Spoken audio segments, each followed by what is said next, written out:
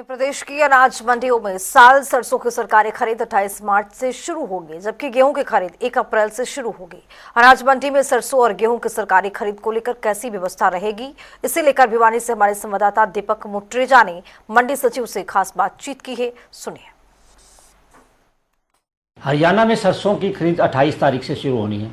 हमारे साथ मंडी के सचिव हैं देवेंद्र ढुल जी, उनसे हम बातचीत कर लेते हैं कि भिवानी के अंदर किस तरह की व्यवस्थाएं की गई हैं, क्योंकि भिवानी के किसान के अंदर कई प्रकार के भ्रम भी पैदा हो चुके हैं। जिस प्रकार से उनका कहना है कि हाई मास्क जो है, जो ट्रैक्टर होगा उसके ऊपर जो नंबर प्लेट होगी वो लगानी होगी, इस तरह की बात जो है, इस तरह के भ्रम जो है वो काफ़ी सारे पैदा हो चुके हैं।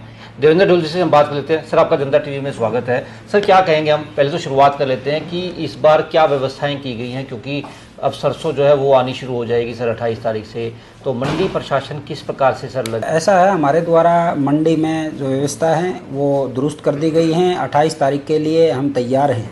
जो किसानों में एक नंबर प्लेट की जो दिक्कत है वो हमारे को ऐसी कोई डायरेक्शन नहीं कि कोई किसान number plate high security number plate हो या उसके अलावा वो किसान, कोई भी किसान है, अपने किसी पेज के ऊपर भी नंबर लिख के उसको ऊपर ले रहा है, हमें कोई प्रॉब्लम नहीं।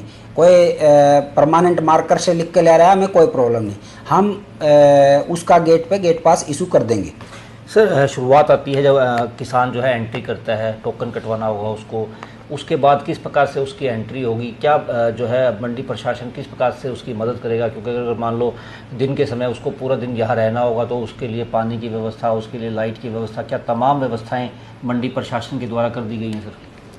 जो भी किसान मंडी गेट के ऊपर आता है, हमारे कर्मचारी उसको वहाँ गेट पास इशू करेंगे। गेट पास के लिए उसने या तो अपना QR कोड ऊपर से जनरेट करके ले आएगा, या फिर क्या नाम है, अपना आधार नंबर या मेरी फसल मेरा ब्यौरा का जो नंबर है वो यूनिक ID है, हमारे कर्मचारी को देगा।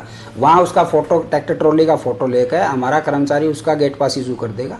उसके बाद उसकी एंट्री मंडी के अंदर हो जाएगी। जिस दिन भी उसकी ऑक्शन होगी उसकी बायोमेट्रिक लगेगी। उस पर भी सरकार ने ऑप्शन दिया है कि अपने मेरी फसल मेरा ब्यौरा पे अपने पोर्टल पे जाके वो किन्हीं भी 3 आदमियों को औरों को भी चिन्हित कर सकता है कि जिससे उसकी बायोमेट्रिक वो लगा दें। वो भी हम अप्रूव करेंगे। मंडी में हमारे द्वारा 3 जगह, अलग अलग जगह, क्योंकि काफ़ी रस होगा किसानों का, 3 जगह अलग अलग जगह हमारे द्वारा बायोमेट्रिक मशीन रखी जाएंगी।